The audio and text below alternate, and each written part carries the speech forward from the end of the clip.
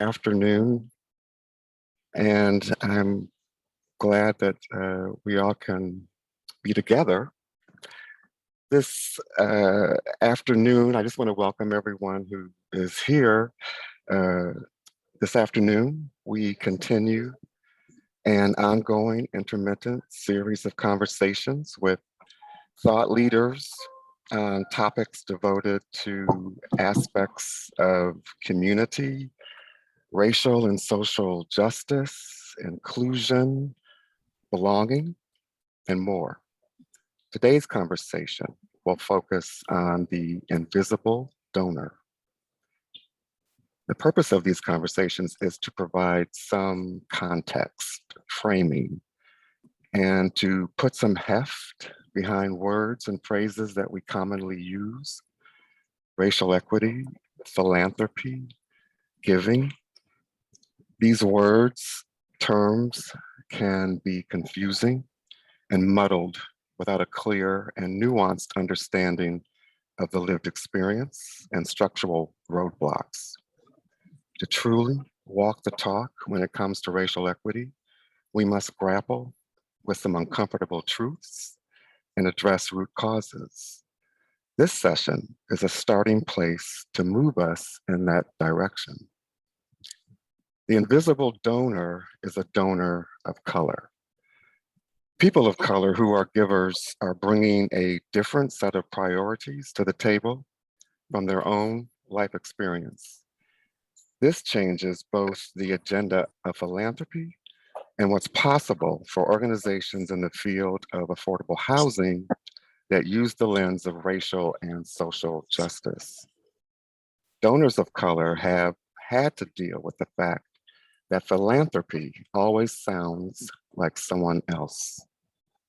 Before we start, I want to give you a heads up that I've asked our panelists for this community conversation to go beyond the surface level and dig deep into the topic.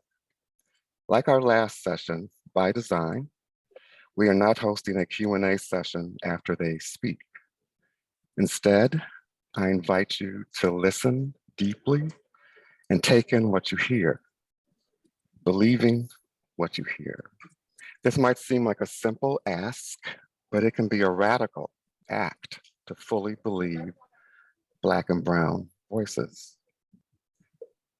Quick logistics update. We are hosting this community conversation until 4:55, at which point we'll say thank you and goodbye to our panelists and anyone not scheduled to stay for the Foundation Board meeting following the discussion. The Foundation Board is going to practice putting what they heard into action. I have assembled a panel that has a unique vantage point to take us to a deeper place. Ruby Love is the founder of Love Resource Development Group, LLC. She consults on leadership development. She's an impact economy strategist and relationship expert. Her work also includes board governance, organizational development, and executive management strategies, all with a race and equity lens.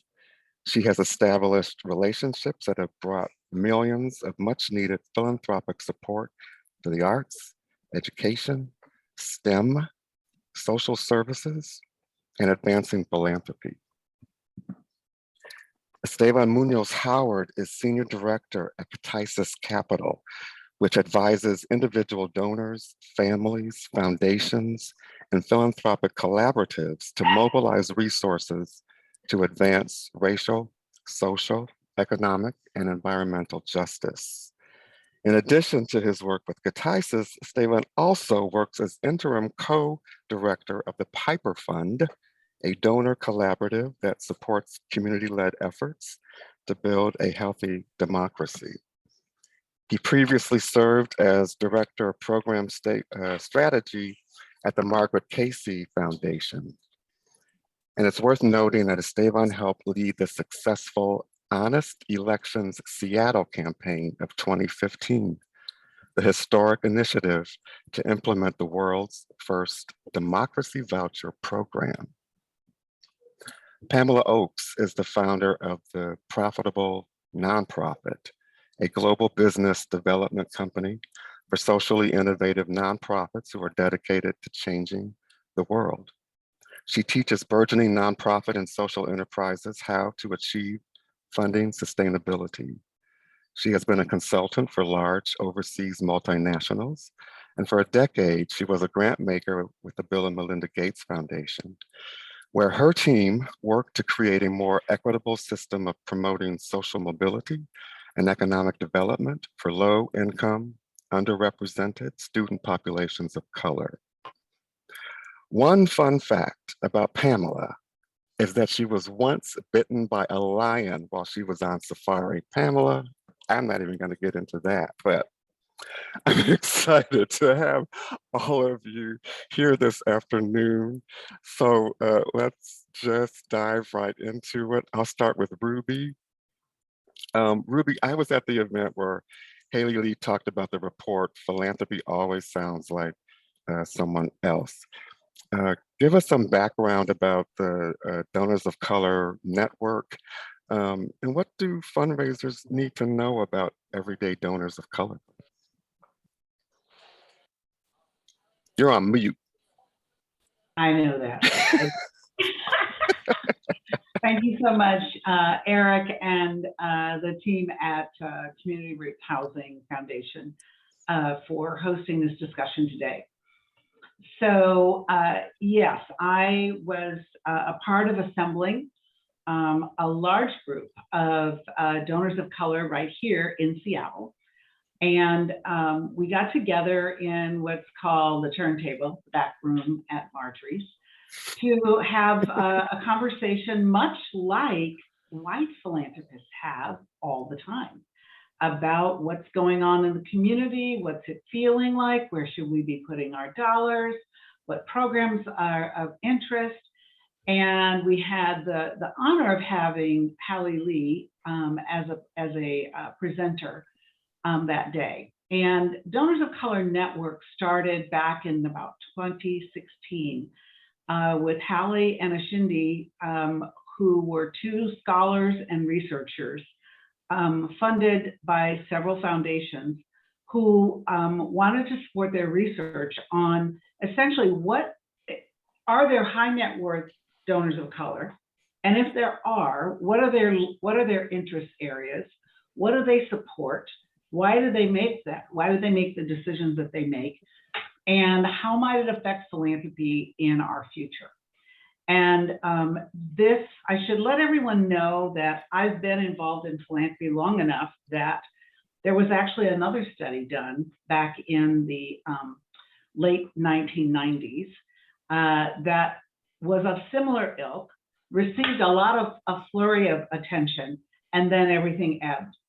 And so I'm happy to see that this is coming forward again as an area of interest and importance. More than anything, it's of interest and importance, though, to our Black and Brown communities, because it is about us and it is about how powerful and impactful our generosity and our giving has been over the years, in particular in North America. And the power of our generosity is what comes through in this report. It is one that helps us understand our own influence, our own impact, and it really has encouraged groups across the country to form as a result of the Donors of Color Network's report around a number of different topics and subjects. But I think a couple of things that I found, Eric, that are most important to me as a former fundraiser, and it's kind of like former lawyers, as a former fundraiser who now positions organizations and families to actually be generous and to give. And that is, we're looking at supporting what is needed in our communities instead of what is politically expedient. We are looking to be armed with data. And I think that's the one thing that the report did for us. It armed us with data about ourselves that we can use to essentially carry forward in our philanthropic work and in our generosity. We are talking amongst ourselves now much more frequently than in the past, and forming what we call circles of giving, or giving circles, that, and I know that Pamela and Esteban will likely be able to talk about this as well, that allow people who are not necessarily high net worth, but who want to collectively support something and essentially make a high net worth impact on whatever that is that they want to support. Mm-hmm. So that's really what the report does. I'm assuming, and I'm maybe I shouldn't assume, I'm going to encourage everyone on the call, become familiar with the report, and especially an organization like Community Roots Housing Foundation, because you're going to find the people and the communities that you actually want to support in the report. Because as Black and Brown donors, we want to support what is our community and what makes up us and what benefits us. And so I think that's at the crux of the report. Thank you, Ruby, because we are going to make that report available. So I look forward to getting board member reaction to it. Esteban, you and I have talked about how donors of color are having a transformational impact in the areas of racial justice and social justice.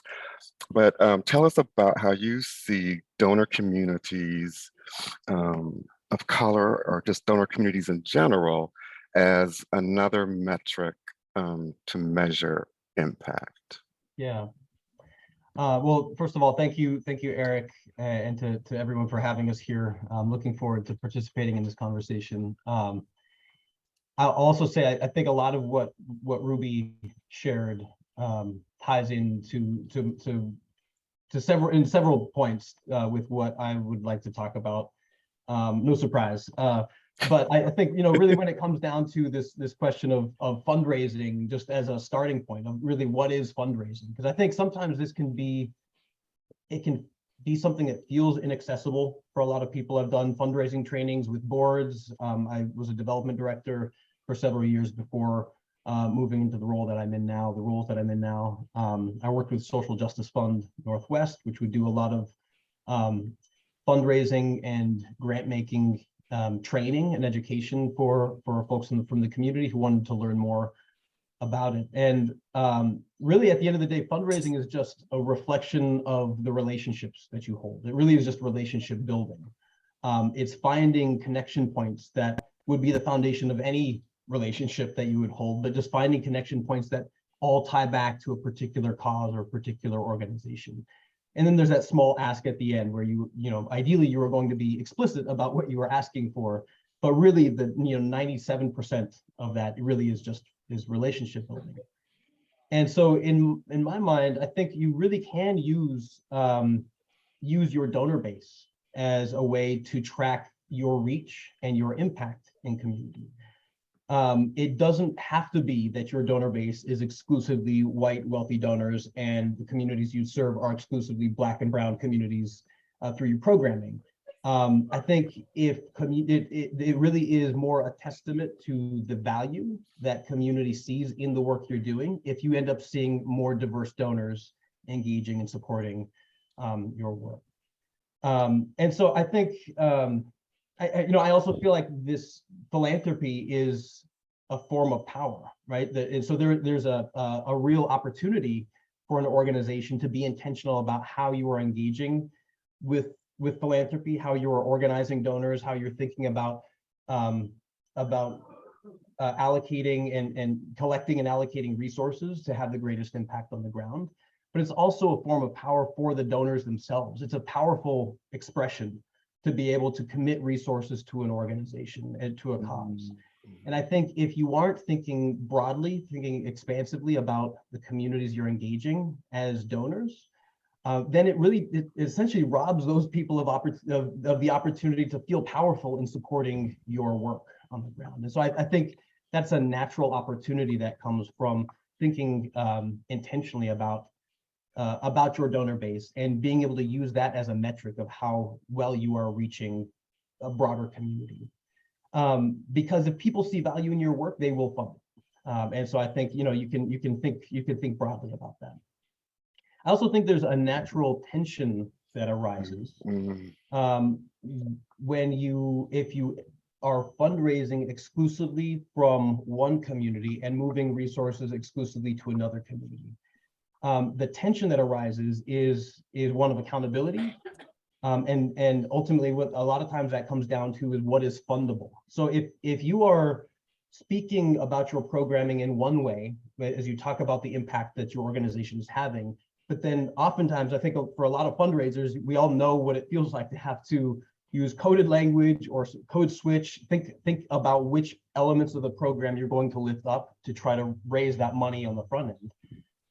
There will be a time, and it happens for everybody. I've experienced it many times in organizations I've worked with, where there was a question of, okay, we are going to go in this direction. We have this new program we're launching. We're shifting the organization. We're going down the strategic planning process. We know it's going to result in some dramatic shifts for the organization. What will our funders think? Is this going to be something that's fundable? Is this something that they're going to want to care about? Is this something that they're going to feel inspired by? There's a challenge there. You can see it as an opportunity to bring people in, to do that donor education, to bring them along. But there's always this question of who you're really going to listen to when it comes down to serving the needs of the community. And at some point, there may be a time where there's something that you feel is too radical, that's not going to actually be supported by your core donors. I think that is another reason why it's important to think expansively about your donor base. Because if you have donors in your community that have lived experience that aligns with the work that you're doing, or that have relationships in community that can be ambassadors to help tell that story differently and organize other donors to hear it differently so that they come along, I think it's a real opportunity for the work. Otherwise, there can be a time, and I've seen this happen with organizations where they constrain the scope of what's possible for their programming because they know that they're so reliant on those 2 or 3 large foundations, or those 10 or 12 major donors that make up the majority of their budget. So I think that tension is something that we always have to navigate, and I think it's easier to navigate if you have more tools, more avenues, more relationships and experiences at your disposal to be able to do that. And so I also think this is one point that I think connects back to Ruby, what you shared earlier, is that I think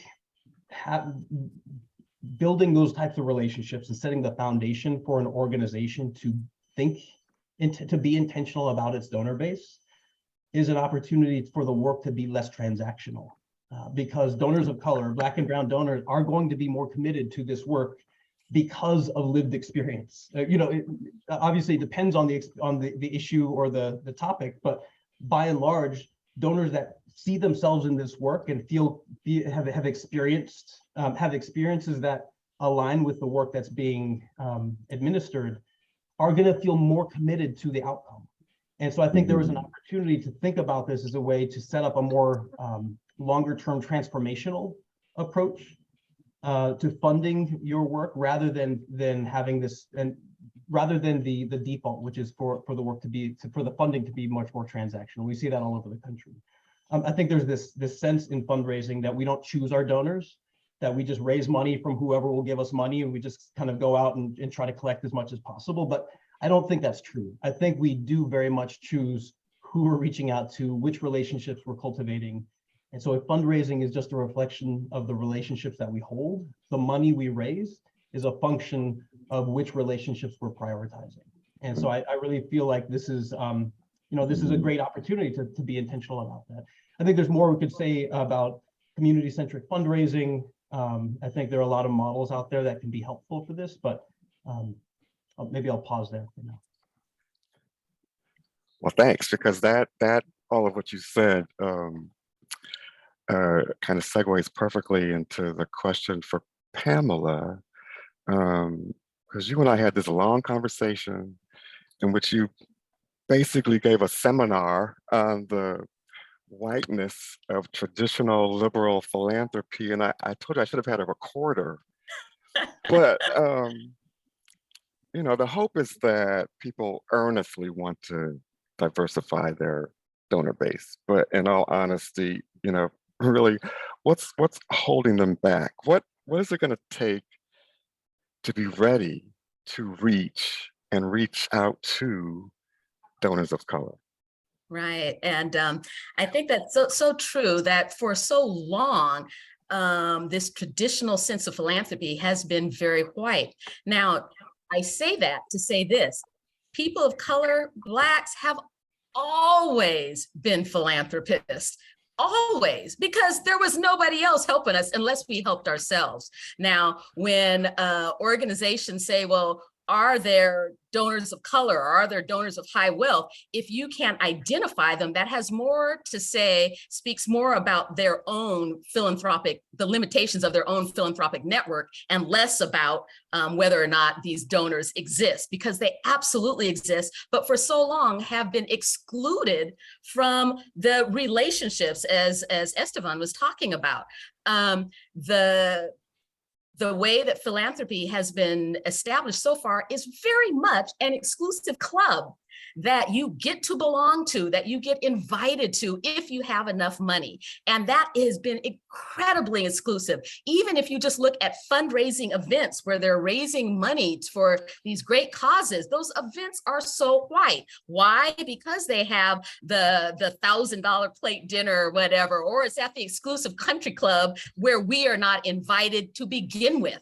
And so it just becomes all a part of the club atmosphere, very elitist, very exclusive. And so when you start talking about trust-based philanthropy, there's it's like they have blinders on because they're not involved in the circles or can't think beyond how philanthropy has already been established and how it already operates. And that is the problem. And so it's absolutely true what Esteban said, that it really is about relationships. Those communities are not automatically going to trust your organization just because you have this great idea. And what I also find is that the exclusive club of philanthropists, typically there is that power that comes along with it. So and so oftentimes, if you're looking at, say, just look at many of the donor advised funds where there is a certain level of investment that has to be made before you even become a part of that fund. If the goal is to just give money away and help, why can't they accept help from anybody willing to enter that fund? But no, the barrier is you have to be one of us to enter this fund. And to prove you're one of us, you can give this certain amount of money. And that shows that you are one of us. Why? Because we only want that group think when it comes to what we do with this donor advised fund, with this hoard of wealth that we have at our disposal, that nobody's regulating, that we can dole out or parse out as little or as much as we want, and we can decide how best we want to use that money. And what happens is philanthropy becomes more of a tax hedge for the wealthy and for the rich to simply say, well, if I donate this much of money to, or become part of this exclusive club of donors, then I get this huge break on my taxes, and it becomes a tax hedge. Again, something that's not available to the average person. And so how it operates, whether it's through taxes, whether it's that exclusivity of the club mentality, organizations have to get beyond that if they ever hope to do any type of community-centric fundraising or bring donors of color into the fold, because we are also not going to be tokenized just because you don't have any of us that look like us in your donor ranks. Don't think that we are just going to jump on board because we're invited. There's a trust level that will first have to be established there, and so that is why oftentimes donors of color are very keen on what is your board board look like? What does your staff look like? What are your values? Because we want to know, can we trust you not only with our community, but with our dollars? That are what are you going to do with our dollars? And so so for that sense, that I mean, it would be great. It sounds great that you know, philanthropy is supposed to be all about just, you know, doing the best and making the world a better place. But it has really become a club mentality, incredibly exclusive and elitist. And we have to get beyond that if there's ever going to be any type of equity. And I think it's, you know, again, my background was from the Gates Foundation. So that was, you know, of, you know, 2/6 of the wealthiest men in the world who own 2/3 of the world's wealth. I think 2/3, I think, what is it? 2/3 of the world's wealth is owned by 6 white men, white American men. 2/3, you hear me, people, 2/3, that's obscene, right? That power is in the hands of 6 white American men. Now, if you know, don't think it's going to be any easy task to pry loose, even if they have some good intentions, right? There is power. When you talk about philanthropy, you also talk about power to do what we who have the power want to do. And unfortunately, even in philanthropic circles, that implies to, we will fund this program if it's something that we think is a good idea, not what if the community thinks it's a good idea. Do we think it's a good idea? Does it make sense to us? And there again, there's a disconnect, because communities know very well the brilliance of what a community needs is held in the community, not outside the community. So no outside organization will ever be able to strategize enough to figure out what's best for that community. You have to talk to the community. And so many organizations just aren't willing to do that. They think that their brilliance lies within the power structure of their money, their education, and their exclusive club. And they think that there's enough brilliance within that small circle to know what's best for the rest of everybody else outside that circle. And it can be very difficult for them to be willing to hear from communities who they really don't value in terms of thinking that they have the expertise or the knowledge or the wisdom to know what's best. And you know, they won't say that, but that's really what I find in philanthropy, is that many foundations with those hoards of wealth is basically, we know what's best and we will do what's best as we see fit. And again, I think that's why there's a shift to trust-based philanthropy, because there's been so much railing against that. That you don't know what's best for a community if you're not representative of that community, not located in the community, and nobody in your, you know, who looks like us is even advising your organization. So there's been that shift to open up and listen, but there needs to be much, much more of that. You know, in light of all of what you just said, and it's you know, my understanding that donors of color, maybe because of all of that, or to get around that, donors of color are using new forms of giving via social media, giving via crowdfunder, or crowdfunding rather. I've read that younger donors of color are participating by using a range of tools that are based in technology. Have you heard anything about this? You know, what can we learn from this, or do you have any sense of how impactful these new forms of giving have been? Yes, and I think it's the same with a lot of different areas where populations of color have been excluded, is then we have to come up with our own tools and methods and resources to get stuff done. And that might not look like what the status quo is doing. And as Esteban had alluded to, is that oftentimes there's that code switching. Now we're doing this. How do we code switch so that they will understand what we're doing, right? Because we have oftentimes have to just, you know, do what works, do whatever you can by any means necessary to get the job done. And that oftentimes does not fit within the box of what funders want. And again, I was a grant maker, so I'm one of those people. Yes, we'll fund this project. No, we're not going to fund that project. And why, right?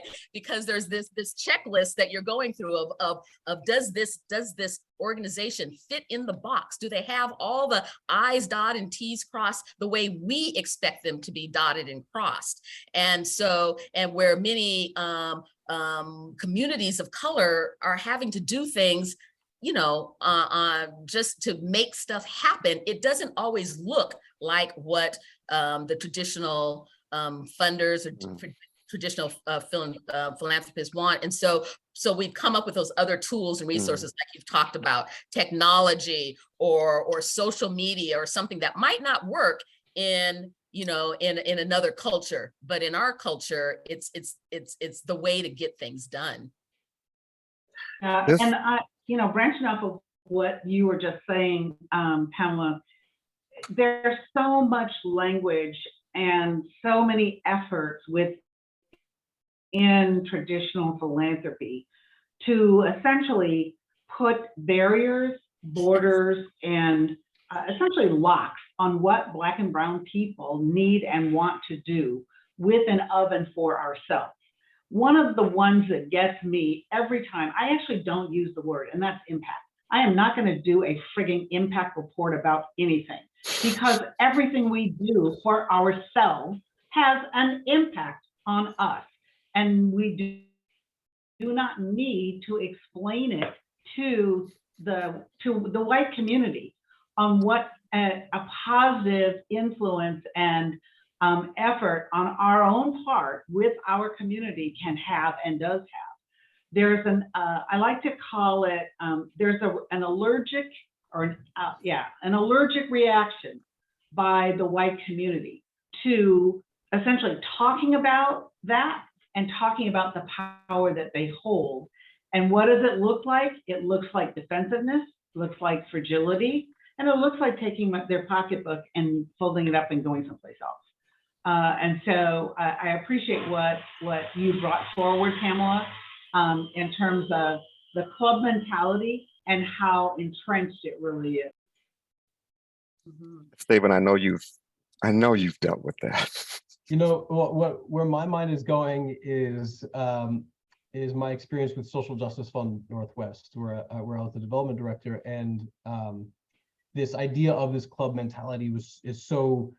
A lot of the policies and the practices at SJF were created in response to that, and really trying to break down this idea of what a philanthropist is being sort of a wealthy white man writing a check and putting a name up on a building. You know, recognizing that there are, if that's all that philanthropy is, it is so incredibly inaccessible. And what is the point of us actually trying to engage with it if that's how far away it is? Because, you know, for a lot of us, we're not going to be a wealthy white man writing a big check and putting a name up on a building. And so, you know, really trying to break down what that conception of a philanthropist is, and recognizing that it's all of us, that we all engage in philanthropy. We all give, we give money, we give time, we give, you know, energy and ideas. There are ways that we can be contributing to making our world a better place, to engaging with a mission, with an organization, with a cause. And a lot of the work at SJF was really built around making this accessible, and that, you know, being a donor, being a member of Social Justice Fund was making a gift at a level that's personally meaningful. And so that's going to look different. For some people, it'll be $50,000. For others, it'll be, you know, $50. And making space for everyone to see themselves as part of the solution. Because at the end of the day, I think I was actually thinking about this as I was considering what I would want to share as part of this conversation, is if we are operating within a framework that is solely focused on redistribution of resources, which I think of when I think of, you know, engaging with wealthy donors to move money where it's needed most. We are reallocating resources that are in community to where they're needed. But if we're only focusing on redistribution of resources, then we we foreclose on that future that we're trying to build, where our jobs don't exist anymore, where community is so supported, the relationships already exist, the resources are already moving to where they're needed, where we don't actually need to engage in this type of philanthropy anymore. But if we're only engaging in that way, in that one limited way, where we're engaging with the wealthiest people we know to move money to people who don't have resources, we're not creating the nuance that's necessary for that transitionary period, even if it's, you know, infinitely far off and it's sort of an ideological destination. I think it's important for us to be creating space for that nuance where everyone can be a part of that process. And the sooner we can get there, where we start to expand our lens and think about our donor base as being inclusive of everyone, even if we don't go all the way there, if just expanding it a little bit, I think we start to make room for that nuance to exist, where theoretically one day far off in the future, we don't need to be doing this anymore. Right. I love what you said too, which brings up kind of the irony that I find about kind of these exclusive philanthropic clubs, is because they think of, yes, we have this wealth, how do we reallocate it? And the truth of the matter is they're not reallocating their wealth. What they need to be thinking of is that they are reimbursing the wealth that was stolen. And until they get to that, then it will always be, what can we do? But if they can ever get to that, they have that wealth because it was stolen, because of policies and laws and procedures that purposely kept wealth out of the hands of community colors. When they get back to that, the equitable side of philanthropy is actually reimbursing and returning stolen wealth, then they will hopefully be more inclined to not be so tight with it. And it's like, it's their duty. It's not a privilege that philanthropists get to fund a cause. It is their duty to further social justice. And I'm going to get off my soapbox there, because could definitely get a little deep on that one. So it's a good soapbox, and I'm going to say to you, it's actually why things like the Giving Pledge have so few who commit. It's why even donors of color, we have the Climate Pledge. There are so few who are willing to commit, both foundations and corporations. Very few willing to commit in the scheme of who ought to be there. There should be, a library of names, and there you can count them on both arms.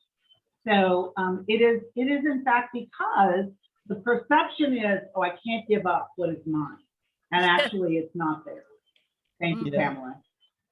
This is actually one of the reasons why for much of my career, I've been, a lot of my work is focused on money and politics reform, trying to change the way that money flows in politics, is because I think historically speaking, it's the accumulation of wealth that is linked to the accumulation of political power that has resulted in this self-fulfilling prophecy that has been the cycle of creating new policies that then further entrench those interests and ensure that those resources continue to be held. And looking back on the history of this country and the world, it's the worst atrocities in the history of our country have also been linked with the greatest opportunities to build intergenerational wealth for white Americans. The genocide of indigenous peoples, slavery, redlining, the prison industrial complex, right? There's so many examples of how communities have been held back and prevented from being able to build wealth at the end, and it's been at the expense, it's the wealth that is accumulated at the expense of Black and brown communities.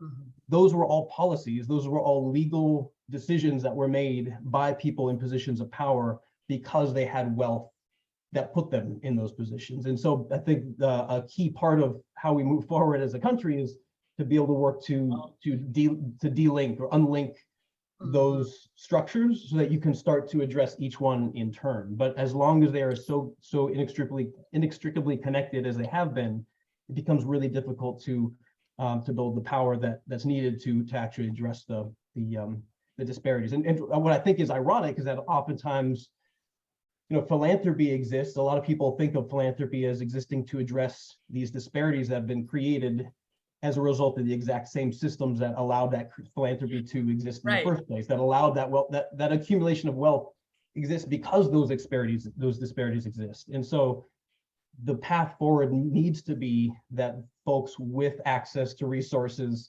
who are in those positions where their accumulation of wealth puts them in these positions of power, start to give up control, start to let go, and then allow those resources to move with the wisdom and experience and expertise of people who are most familiar with those needs on the ground. And I think it's also really important to say that the word philanthropy does not exist in any form in so many cultures, in so many countries. It is so centric to the United States.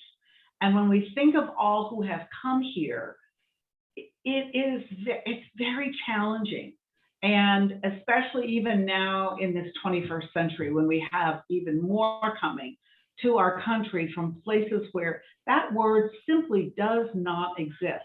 Now, what does exist is generosity. What does exist is caring. What does exist is belonging. And if we begin to think of what we're looking for, and I'm sorry, you guys, there's construction going on at my house. If we begin to think of what we're talking about in relationship to those three words, and less about philanthropy, because as Esteban has described, as Pamela has described, I come from way back when we were doing fundraising, and you were in the Millionaires Club, you were in the Gold Club, you were in the Bronze Club, you were in the Silver Club, you were in all these clubs. You were a principal gift donor. That means you had more than $5 million to give away. You were a major donor. You were, they had all of these words that went on, that people essentially did all they could in the white community to be in that club. And we also very scientifically now did not make the span of getting to Pamela may be in the Millionaires Club, and Esteban may want to be in the Gold Club. And you can't make the stretch too far because he'll never get to where his friend is. It's just, it's just insane. It really is. It's insane what has existed and what continues to perpetuate. And whose names of Black and brown community are on buildings? The dead. Just think about it. It's only the dead.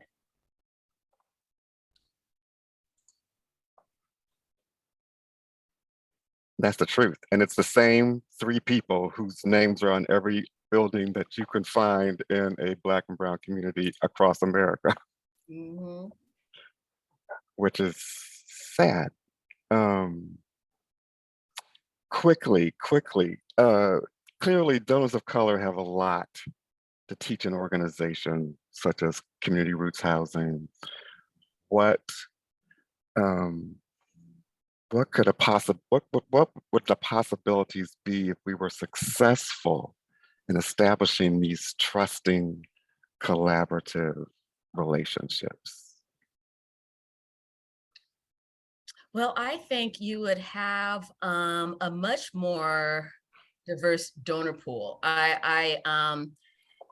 There's always that, when I talk to different organizations about, their donor pools and maybe some difficult conversations they might have to have with their current donors, then they're always like, but we need this money, as if we don't have these rich white folks, there is no more money out there. It doesn't exist anywhere else outside of this circle that we have.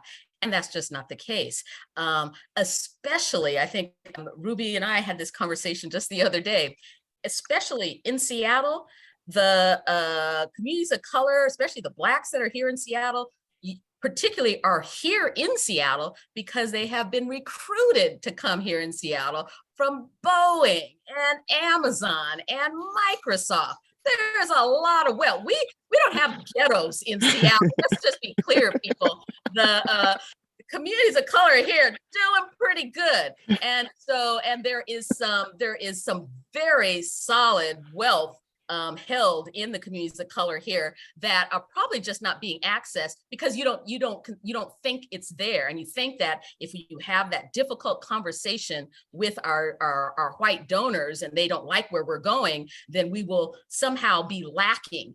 And the thing is that you would easily make that up, but will you go there with your donors? Because I think many organizations need to have some really come to Jesus moments with their donor base about is the organization serving the community, or is the community there to serve that organization? I think nonprofits, the organization should be set up to serve the community. And like Esteban says, to empower that community. So to what end? To where that organization is no longer needed in that community, that the community is now so empowered and so resourced that they don't need outside organizations coming in to help, because they can do it. They can do it all themselves. That is the goal, and not this just we're going to be here in perpetuity with our club to help when we can. But again, it's talking, you're talking, that's truth to power, and our organization's willing to kind of have those conversations. But to your question, Eric, I absolutely think that whatever deficits that they feel will happen if they lose some white donors can absolutely be made up with the wealth and resources of communities of color here, at least in the Pacific Northwest. I'll say there are multiple organizations that I've engaged with recently that are going through a process of sort of shaking up how they have traditionally operated. I won't say who they are because it's a delicate process, and I don't want to put them on blast. But there are definitely there's one organization in particular that historically was really driven by a lot of tech donors, a lot of wealthier white men who just had a relationship with the executive director and just sort of were able to pull strings and have their voice heard more than everyone else's. And the organization, it grew, it was impactful because there was a lot of need on the ground, and the staff was able to sort of manage that process as best they could. But at some point, the organization really decided that, okay, this isn't working anymore. We need to actually make sure that as we continue to grow, think about our continued evolution. There was new leadership as well. What is the organization that we ultimately want to become? How do we get there? And there was a decision to really shift those relationships and change the structure of the board, change who's on the board. And still invite everyone to continue to donate, but just really address some of those power imbalances that privileged some over others. And there was a lot of fear within the organization of, well, what's going to happen now? Because if these people who have traditionally held so much power no longer feel like they have the same voice, are they going to leave? Turns out that a handful of people did leave, and they were some of the longest standing supporters. But in response, there were some foundations and a handful of other donors, white and donors of color, who significantly increased their contributions because they recognized the moment that the organization was in, and that there was real value in that direction that we were heading. And so now the organization is in a much stronger position than it was previously. Despite the fact that a couple of people did end up sort of walking off and finding their own thing. And so I think there oftentimes it's fear that prevents more intentional shifting of practices and thinking about how power is held and which voices are being listened to.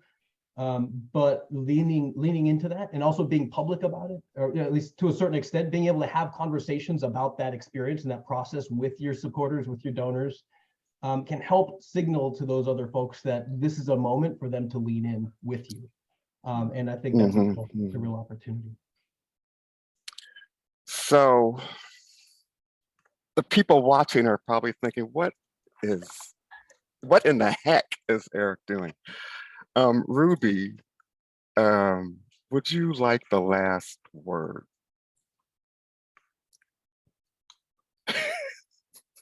I would I mean, love after to. Pamela and a statement said all that, would you like the last word? So what I want to say to this foundation and the staff is that, you know, as you build out your research and work on how does what we presented apply to you and how do you act on it, I would say that giving within Black and Brown communities, and those are the places that I know, it generally begins around a family table. We learn how to be generous from home, okay? Another place we learn how to be generous is from our places of worship. And then also what we call the marketplace. And our communities have our own unique marketplaces. So if you don't have relationships in those places and spaces, that's where you should begin. And it also means that we have events, we have activities, we have gatherings, and we're always asking, and you'll learn who's who. You'll learn who you want to have relationships with. And it'll be a healing process for you, but it will be a process of benefit. I guarantee. Thank you so much for having us, Eric, and the team at Community Roots Housing Foundation. It's been lovely. Well, I can only hope that everyone who attended this conversation will leave with a great deal to think about, but also with more understanding, a little bit of education, and hopefully a little renewed vigor towards moving in this direction.